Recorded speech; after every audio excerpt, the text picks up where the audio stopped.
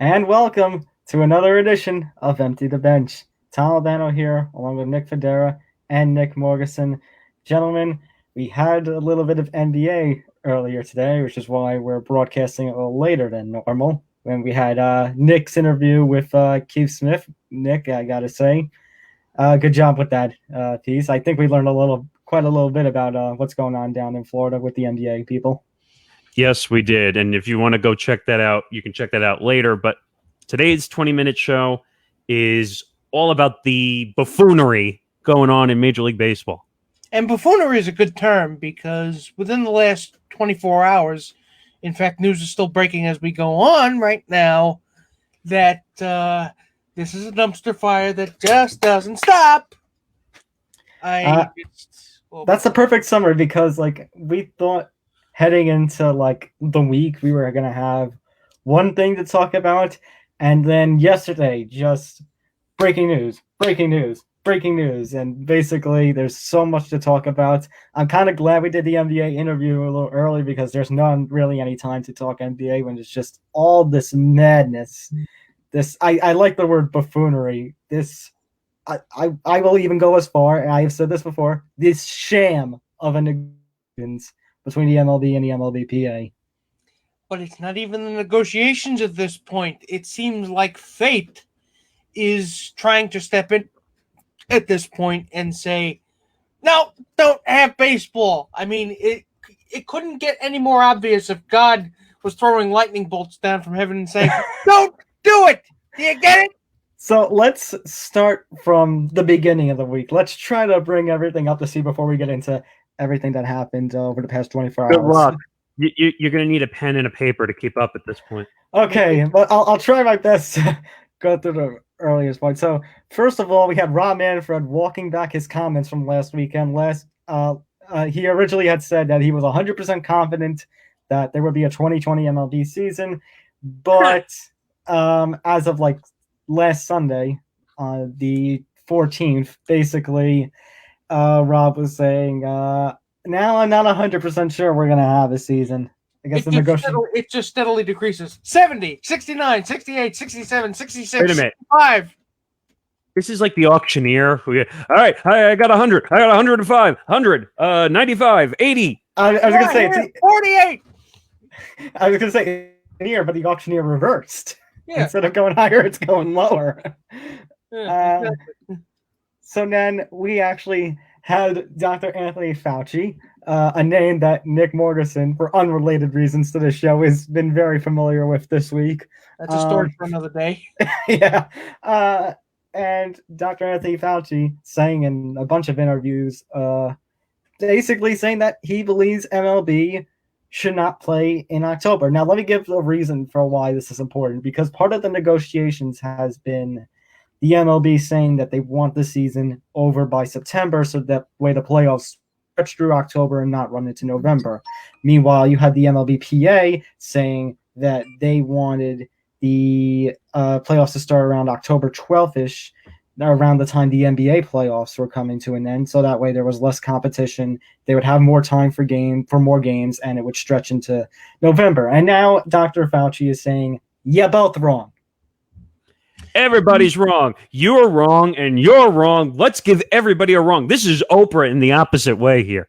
Essentially, because you really don't want to interfere with any kind of second wave of coronavirus and any kind of flu complications that go, that may overlap with that. And I got to say, I'm inclined to agree with the doctor.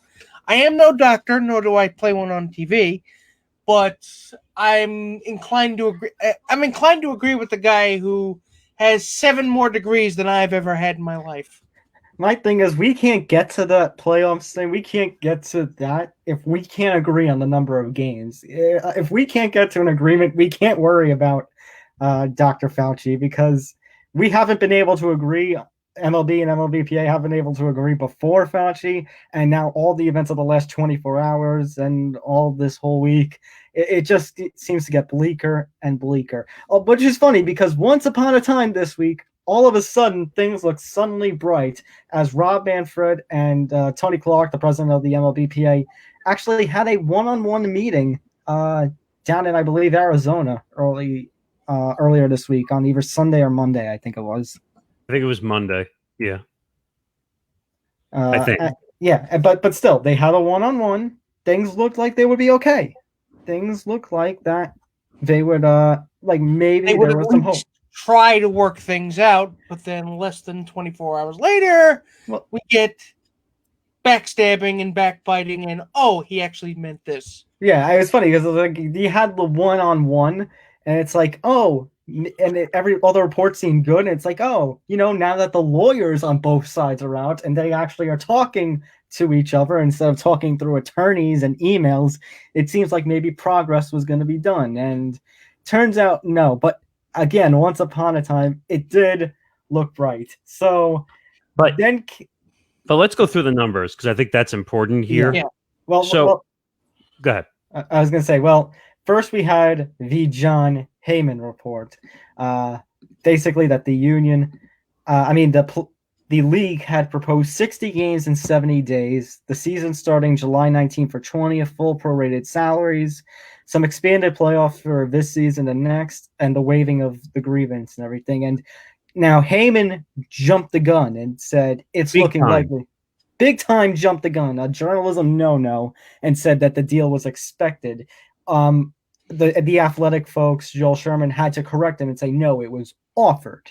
Wait a minute. I'll tell you how far they jumped the gun. I was working on another interview for this digital show, and all of a sudden I see all the breaking news coming down that there's a deal coming to an agreement. We're going to be playing 60 games or 65 games, which, by the way, if we got 60 or 65 games at this point, I think we'd all be ecstatic. But Yeah, I would be perfectly I was, happy with that. That's to how admit, bad it's gotten. I was a little bit disappointed on the players for not going with the 60 because it seems like it was a right in the middle situation, and I understand they want more games because of the prorated salary, and I'm all for it. But on the flip, the longer you wait, the less time you're gonna have. Because we already have the Fauci warning now for October, and if you remember, guys, like we mentioned last week, they've already said, like if the season stretches and the playoffs stretch to November, maybe you need like neutral grounds and like warm areas and stuff. And but we have an issue with that now as well. Exactly. Yes. So, exactly.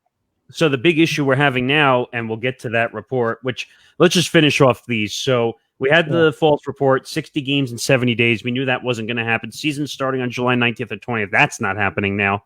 Full prorated salaries. I don't buy that's going to happen. Expanded playoffs for 2020, 2021 seasons. They're arguing over that point right now. Waiving of any potential grievance. Here's the deal. There's going to be a grievance one way or the other from the players. They're going to file a grievance no matter what, because we have seen the league proper being just unconscionable in dragging its feet in every single concession that they've made. And it doesn't seem like everybody wants to play baseball. Let me get that straight. Let me get that absolutely on the record right now. And you guys know how pessimistic I've been throughout this entire outbreak, where I didn't think there was going to be a season. I still don't think there's going to be a season. But here's the thing. I want there to be a season. But you know what?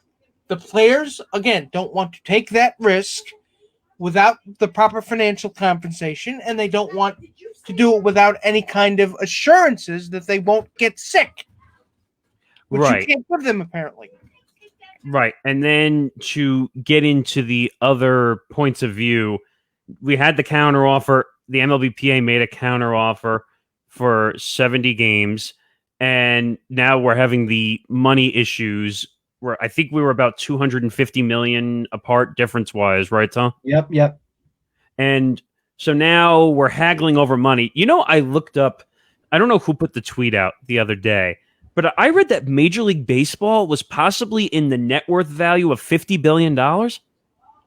Even now? They were saying. I was going to say, which is kind of surprising to me because you and I were talking about this, Nick.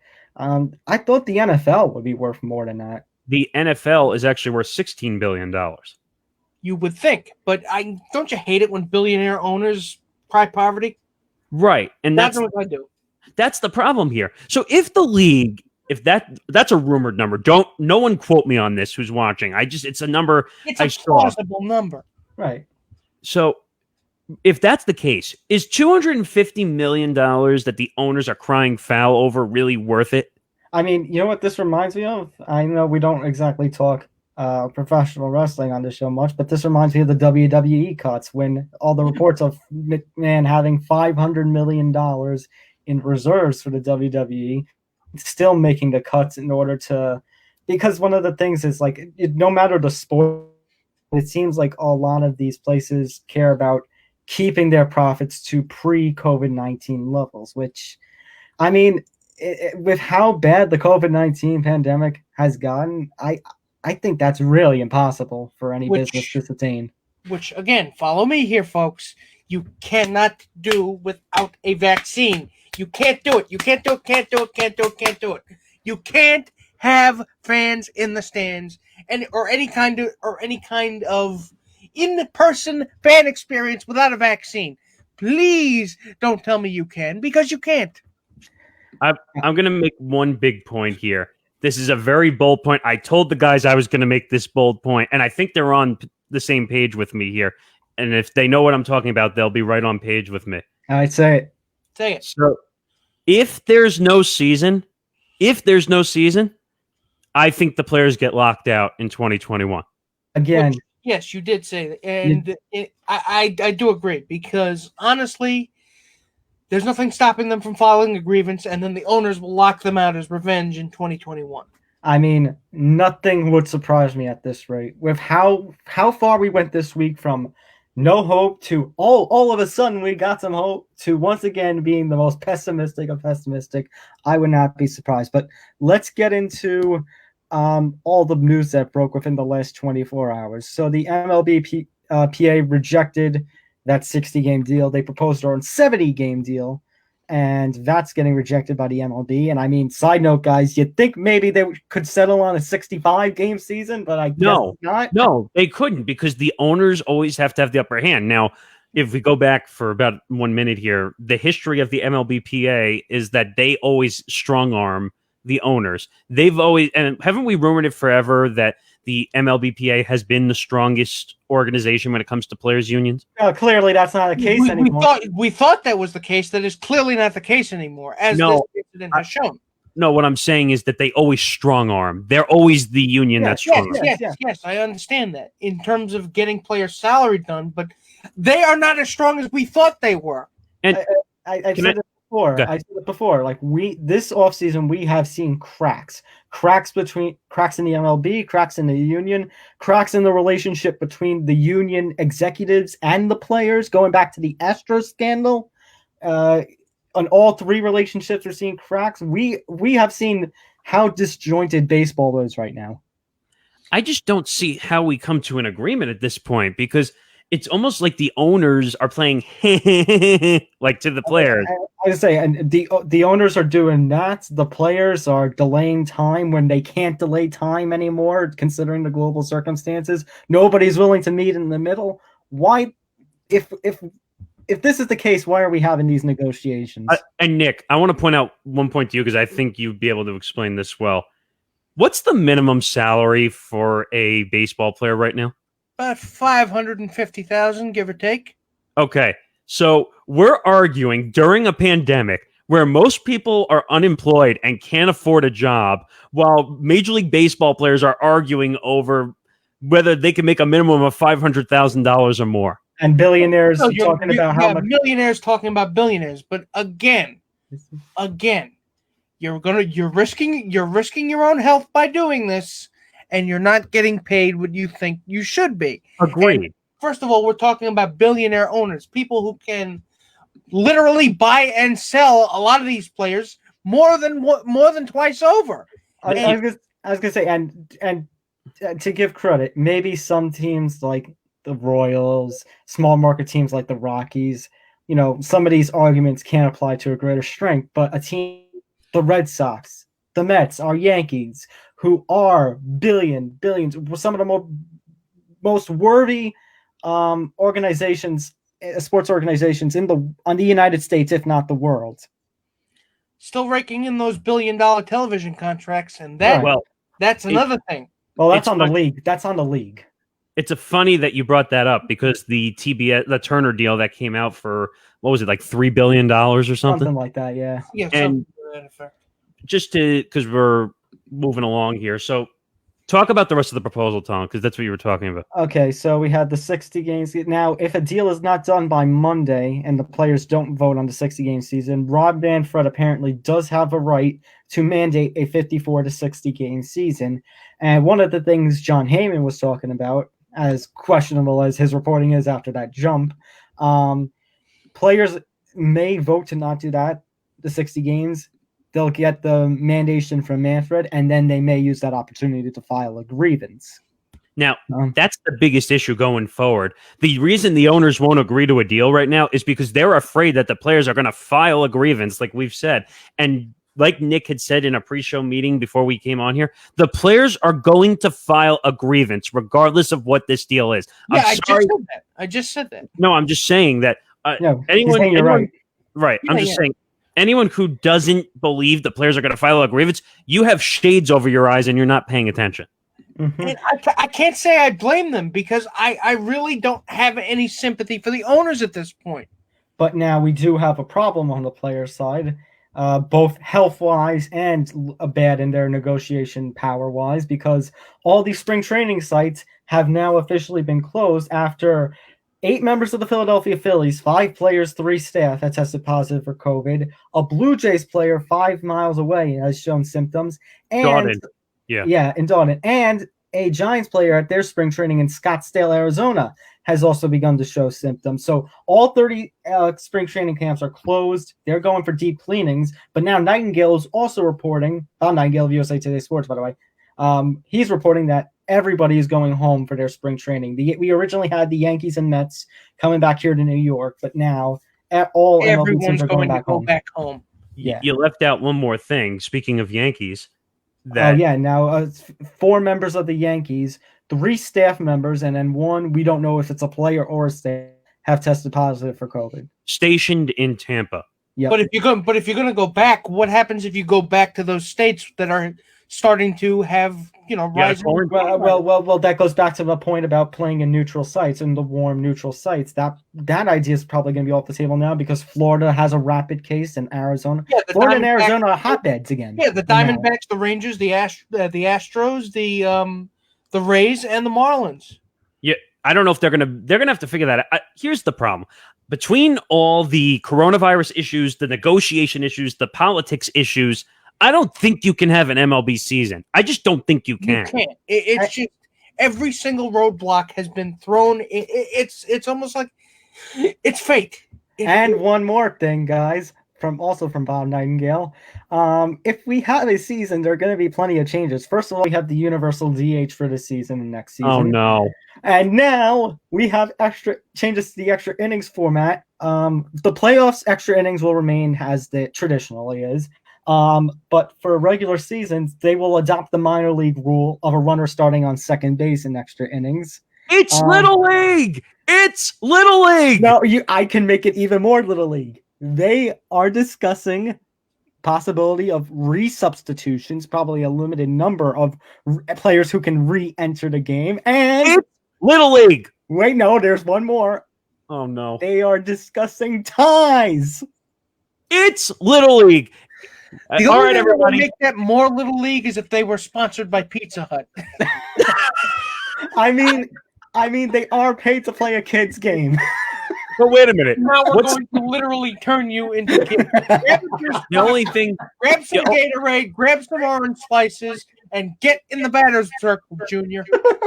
You know what's worse? If they only played in Williamsport, then it would really be Little League. Oh, and since the baseball games go on for long, they have to reduce it to 6 or 7 innings. You'll have players. I mean, Mercy rules. Games will start at like 5 a.m. Considering there's like 30 teams, games will start at like 5 a.m. and as late as 11 p.m. All right. If you want more, Capri Sun pouches instead of chalk. If you want more information. if you want more information, we'll be back with episode 43 next week. We'll probably be covering more MLB negotiation talk. We're working on some more interviews along the way. If you missed the Keith Smith interview I did, it's up on YouTube, on our new YouTube channel, Empty the Bench. And check on it out. Facebook. Follow us on Facebook, Empty the Bench, on Twitter at ETB Sports. It's on the bottom here if you didn't see it. But for Tom Albano and Nick Fodera, I'm Nick Morgasen. We will see you next week. Good night, Good night, everyone. everybody!